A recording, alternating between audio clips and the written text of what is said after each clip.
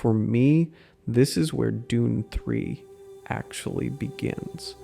That final stretch where Paul walks up to the Emperor to claim the throne feels like it exists beyond everything we've seen so far.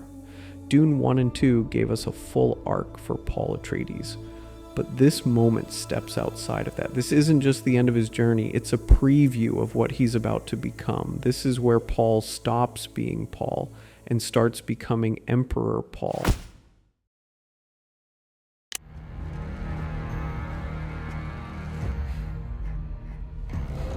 The life debt has been paid. Spare my father now and I will be your willing bride. The throne will be yours. That stare between him and the Emperor completely takes over the scene.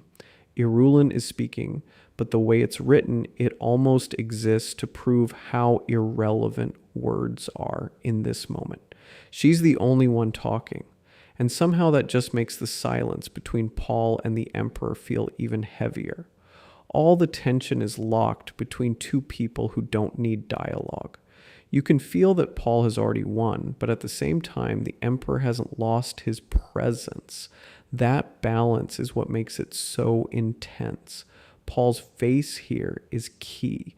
He looks sharp, almost like a bloodhound who just finished the hunt. There's no softness left in him. Even the silence works in his favor.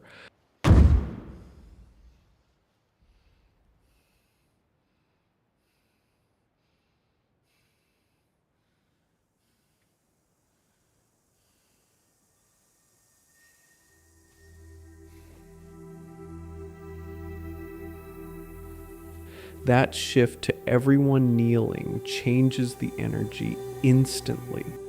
And Jessica's reaction in that silence says more than anything else in the scene.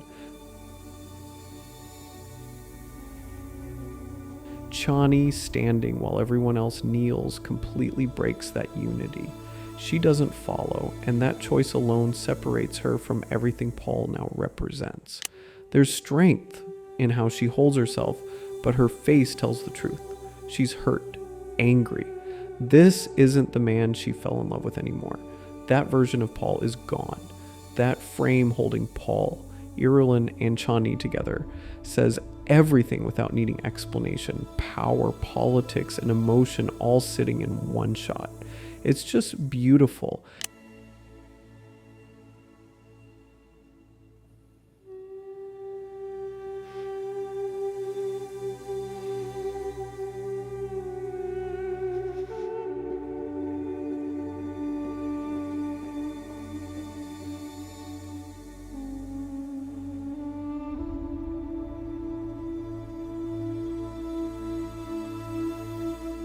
That look Paul gives Chani shifts everything again.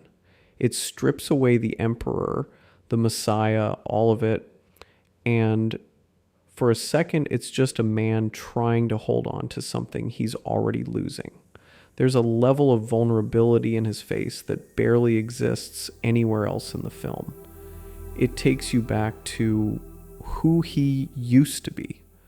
That quieter, more human version of him.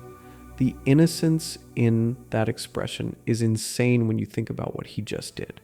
He just took down an emperor in a full-scale war, and somehow he still looks like that same lonely boy. That contrast is what makes it hit.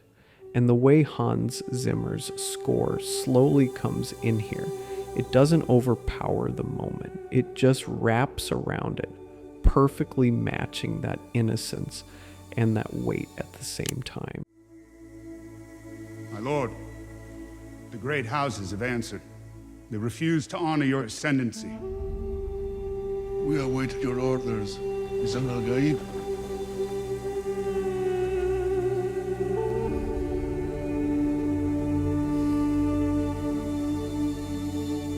Lead them to paradise.